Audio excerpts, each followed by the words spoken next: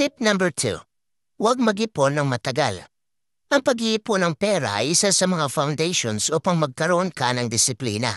Kung paano mag-manage ng income, pag-iwas sa pagkakaroon ng malaking utang, at pagkakaroon ng control sa iyong finances. Pero kung alam mo na average inflation rate taon-taon ay 3%, mag-iipon ka pa rin ba?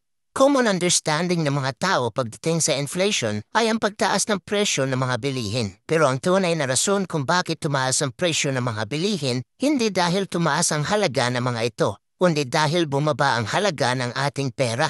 Kung gagawa tayo ng halimbawa, ito ang mangyayari kung mag-iipon ka ng matagal.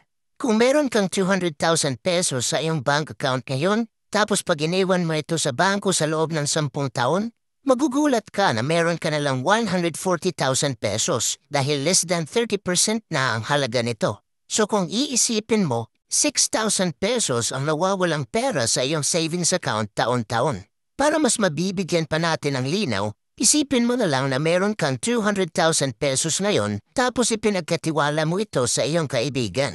Gumawa kayo ng usapan na kukunin mo ulit ang iyong pera after 10 years basta iingatan lang niya ito. Pero habang hinahayaan mo ang pera na yon sa kamay ng iyong kaibigan, hindi mo alam na ang kaibigan mo ay isang mautak at matalinong tao pala sa paggamit ng pera. Wala kang kaalam-alam na unti-unti na niya itong pinapautang sa ibang tao at kumikita siya taon-taon ng 20% interest dito. So after 10 years, nagkita kayo muli dahil kukunin mo na ang iyong pera. Binalik niya ito sa iyong mga kamay ng buong buo.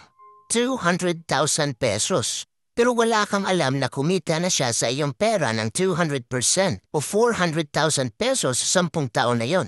Gusto kong malaman mo na ang kaibigan mo na yon ay ang bangko. Pero sinabi ko ba na huwag kang mag-ipon? Sasabihin ko ulit, huwag kang mag-ipon ng matagal. Kung nag-iipon ka man ngayon, okay lang yan. Basta siguraduhin mo na habang nag-iipon ka ng pera, ay nag-aaral ka rin kung paano mag-invest. Investing ang main target kung bakit ka mag-iipon.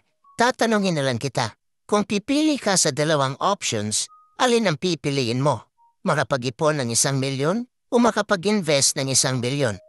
Nasa iyo ang desisyon.